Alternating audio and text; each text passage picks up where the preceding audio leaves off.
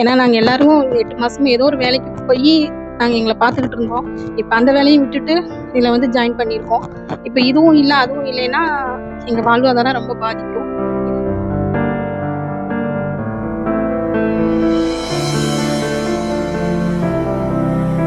Vijay minister என்ன சொல்றாருன்னு எங்களுக்கு தெரியல.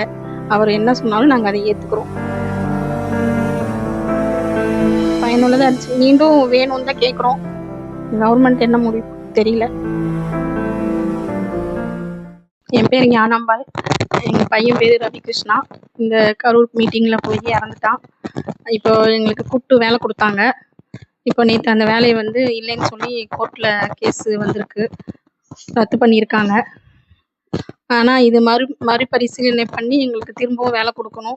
ஏன்னா நாங்கள் எல்லாரும் 8 மாசமா ஏதோ ஒரு வேலைக்கு போய் நாங்கள் எங்களை பார்த்துக்கிட்டு இருந்தோம். இப்போ அந்த வேலையும் விட்டுட்டு இதில் வந்து ஜாயின் பண்ணியிருக்கோம். இப்போ இதுவும் இல்லை அதுவும் இல்லைன்னா எங்கள் வாழ்வாதாரம் ரொம்ப பாதிக்கும். இதை மேல் முறையீடு பண்ணி எங்களுக்கு ஏதாவது பண்ணி தரணும். இது எதனால இப்போ வேண்டான்னு சொன்னாங்கன்னு எனக்கு தெரியல. இது மறுபடியும் பண்ணி எங்களுக்கு 41 குடும்பத்துக்கும் மறுபடியும் கொடுக்கணும், இந்த வேலை கொடுக்கணும்னு கேட்டுக்கிறோம் கோர்ட்டுக்கிட்ட. விஜய் மினிஸ்டர் என்ன சொல்றாருன்னு எங்களுக்கு தெரியல. அவர் என்ன சொன்னாலும் நாங்கள் அதை ஏற்றுக்கிறோம். அவர் மேல்முறையீடு போடுறேன்னு சொல்லி நேற்று நியூஸில் பார்த்தோம். ஆனால் அது எப்படி எப்போ வரும்லாம் யாருக்கும் தெரியாது. அது வந்தால் நல்ல தீர்ப்பாக வரணும்னு நாங்கள் நினைக்கிறோம். ஏன்னா இந்த வேலையை இப்போல்லாம் விட்டுட்டு தான் நாங்கள் வேலைக்கு போயிருக்கோம். இப்போ இதுவும் மறுபடியும் போய் ஜாயின் பண்ண முடியாது. இதுவும் எப்போ கிடைக்கும்னு ஒன்றும் தெரியாது. அது என்ன பண்ணுவாங்கன்னு தெரியல. இப்போ என்ன சொல்கிறேன்னு தெரியலைங்க. இப்போ 9 மாதம் ஆகிப்போச்சுங்க பையன் இறந்து. இப்போ இந்த 9 மாதத்துல ஒரு வேலைக்கு போயிட்டு தான் இருந்தோம். இப்போ அதையும் ரிசைன் பண்ணிட்டு இப்போ இதுக்கு வந்து சேர்ந்துருக்கான். இப்போ என்ன பண்ணுறதுன்னு தெரியலைங்க. இன்னைக்கு போனால் தான் தெரியும் என்ன சொல்லுவாங்க அப்படின்னு சொல்லி. எனக்கு அவன் சிவில் இன்ஜினியராக இருந்தான். சொந்த பில்டிங் எடுத்து தான் செஞ்சுட்டு இருந்தான். பையனுக்கு 29 வயசு. எனக்கு ஒரு பொண்ணு ஒன்று இருக்குது. பொண்ணுக்கு தான் வேலை கொடுத்துருக்காங்க. பொண்ணு தான் வேலைக்கு போகுது. நான் வந்து இங்கே பக்கத்தில் டெம்பரவரியாக வேலைக்கு போயிட்டுருக்கேங்க. திருப்தியாக தாங்க இருந்துச்சு. இப்போ இது இப்போ ரத்து பண்ணனால என்ன பண்ணுறதுன்னு தெரியலைங்க. சரி கவர்மெண்ட் என்ன முடிவு எடுக்குதுன்னு பார்த்துட்டு அதுக்கப்புறம் தான் வேறு ஏதாவது வேலைக்கு போகணும். திடீர்னு இதையும் விட்டுட்டு வேறு பக்கம் போய் அங்கேயும் விட்டுட்டு இங்கேயும் விட்டுட்டு இருக்க முடியாது. என்ன முடிவு எடுக்கிறாங்கன்னு தெரியல.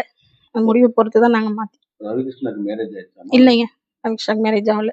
அவர் இன்ஜினியர் மாதம் எவ்வளோ? அவன் தாங்க குடும்பத்தை எல்லாத்தையும் பார்த்துக்குவான். எனக்கு எப்படி மாதம் ஒரு 25,000 ரூபாய் என்கிட்ட கொடுப்பாங்க. நானும் வேலைக்கு போகிறேன். வாடகை வீடு தான். பாப்பாவுக்கு கல்யாணம் பண்ணோம். கல்யாணம் பண்ணி 4 வருஷம் ஆச்சு. குழந்தை டெலிவரி அப்படின்னு நிறைய செலவு. ரவிகிருஷ்ணாக்கு அப்பா அவரும் எங்கள் வீட்டுக்காரரும் இல்லைங்க. அதனால எல்லாமே அவன் தான் பார்த்துட்டு இருந்தான். இப்போ அவன் இல்லாமல் இந்த 8 மாசமா நாங்கள் எப்படி உருட்டி பரட்டி வந்துட்டோம். இனி இப்போ இந்த வேலை கிடைக்கவும் சரி எங்களுக்கு பரவாயில்ல, இனிமேட்டுக்கு பொழைச்சிக்கலாம் அப்படின்னு நினச்சோம். இப்போ மறுபடியும் வேற ஏதாவது வேலை பார்த்துட்டு போகணும். ரவிகிருஷ்ணனோட இந்த இழப்பை வந்து தாயா ஈடுகட்ட முடியாது. இருந்தாலும் இந்த குடும்பத்தில் அவர் தான் அப்பாவை சான்றது எல்லாம் பண்ணியிருக்காரு. அவர் இந்த இழப்பட்ட கேப்ல என்ன மாதிரி சமாளித்தீங்க? அவருடைய நினைவுகள் நினைவுகள் எல்லா நேரமும் நினைவுகள் தாங்க, இல்லைன்னு எல்லாம் சொல்ல முடியாது. எங்கேயாவது போகிறப்போ எங்களுக்கு ரொம்ப கஷ்டமாக இருக்கும். அப்புறம் ஏதாவது ஒரு விசேஷம் வந்துச்சுன்னா நான் எங்கள் வீட்டில் இருக்க மாட்டேன். ஏன்னா நான் எங்கள் பொண்ணு வீட்டுக்கு போயிடுவேன். ஏன்னா இங்கே எங்களால் இருக்கவே முடியாது. என் பொண்ணு இங்கே வர்றதே இல்லை. இப்போ தற்சமயம் மாரியம்மன் நோம்பி வந்துச்சு. அன்னைக்கெல்லாம் எங்களால் இருக்கவே முடியல. ஏன்னு கேட்டிங்கன்னா அவன் முதல் அன்னைக்கே போயிடுவான்.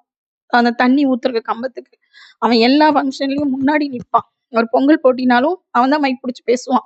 அதனால அவங்க ஃப்ரெண்டுங்கெல்லாம் அவனுடைய ஃபோட்டோ வச்சு தான் இந்த வருஷம் பொங்கல் விழாவே கொண்டாடினாங்க.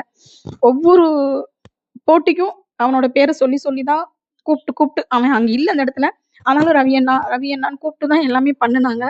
இந்த மாரியம்மன் நோம்பி முடிஞ்ச அடுத்த நாள் இங்கே அன்னதானம் போட்டாங்க. அப்பவும் கூட ரவி அண்ணா நினைவுன்னு சொல்லி ஏதோ ஒவ்வொரு இதுக்கும் அவங்க பேசினாங்க. யாரு மட்டும் இல்லைங்க, அவங்க கூட இருக்கிறவங்க எங்க சொந்த பந்தம். இப்போவும் யாரு எதை நினைச்சாலுமே எல்லாருமே இப்படி பண்ணிட்டான் பையன், இப்படி போயிட்டாங்கிறது தான். அவனோட நினைவுகள் இல்லாமலாம் இருக்கு இல்லைங்க. அவன் நினைவுகளோட தான் நாங்கள் வாழ்ந்துட்டு இருக்கோம். ஆனா என்ன, அவன் எங்கே போயிருக்கான், வந்துருவான் அப்படிங்கிற ஒரு இதுல இருக்கோம். மற்றபடி அவன் இல்லைன்னு நாங்கள் இன்னும் நினைக்கல. அவன் எங்கே போயிருக்கான், வருவான். சென்னை போறப்ப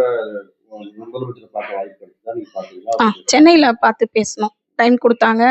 நாங்க பேசினோம். அவர் எங்களெல்லாம் பக்கத்துல உட்கார சமாதானம் பண்ணாரு. எல்லாமே பண்ணாரு. "நான் இருக்கேம்மா. உங்களுக்கு துணையா உங்க பையனுக்கு பதிலா நாங்க இருக்கோம். நீங்க எதுவா இருந்தாலும் எங்கள கூப்பிடுங்க, பண்ணுங்கன்னு" தான் சொன்னாங்க. நாங்க எதுக்குக்கோ அந்த மாரியெல்லாம் எதுக்கு இன்னும் அந்த எந்த விஷயத்துக்கும் போகலைங்க. அவரு எங்களுக்கு கூட இருக்கிறாரு அவ்வளோதான். மத்தபடி மாசம் குடுக்குற ரூ. 5000 காசு வருது. அத வச்சு ஓட்டிட்டு இருக்கோம். நீங்க இப்ப இந்த துயர சம்பவத்துல குடும்பத்துக்குன்னு சொல்லிட்டு தாவேக்கா கட்சியிலும் கொடுத்துருக்காங்க. ம். முன்னாள் தலைவர்களும் கொடுத்துருக்காங்க. அந்த நிதியெல்லாம் உங்களுக்கு போதுமானது இருந்துச்சா? ஏதாவது உங்களுக்கு தொழில்நுட்ப வாய்ப்புக்கு ஏதாவது ஏற்படுத்த பயனுள்ளதா இருந்துச்சா? தொழில் எல்லாம் எதுவும் பண்ணலைங்க. அதான் ஏற்கனவே கடன் இருந்துச்சு. அந்த கடன் கொஞ்சம் அடைச்சுட்டோங்க. அத வச்சுட்டு இப்போ கடன் இல்லாம இருக்கோம். அவ்வளோதான். மத்தபடி வேலைக்கு போறோம், சாப்பிடுறோம். அவ்வளோதாங்க. கடன்லாம் இருந்துச்சுங்க. அவனும் வேலை செய்ற இடத்துல பார்ட்னர் போட்டு செஞ்சாங்க. அந்த பார்ட்னரும் பில்டிங்க்கு பாதி குடுத்தோம் அப்படின்னு சொல்லி சொன்னாங்க. அதுல கொஞ்சம் குடுக்குற மாரி ஆயிடுச்சு. அதுல கொஞ்சம் குடுத்தோம். அப்புறம் அவனுக்கு கொஞ்சம் கடன் இருந்துச்சு. எங்களுக்கு கடன். எல்லாம் நான் கடன் வாங்கி தாங்க பொழைக்கிற போல. இந்த மாரி தான் நார்மல் ஃபேமிலி தாங்க. ஒண்ணும் வசதி வாய்ப்பு பின்னாடி எல்லாம் எதுவும் கிடையாதுங்க. இப்போ நாங்க தனியா இருக்கோம் அவ்வளோதான். இந்த வேலை வாய்ப்பு உங்களுக்கு பயனுள்ளதா இருந்துச்சு. பயனுள்ளதா இருந்துச்சு. மீண்டும் வேணும்னு தான் கேட்குறோம்.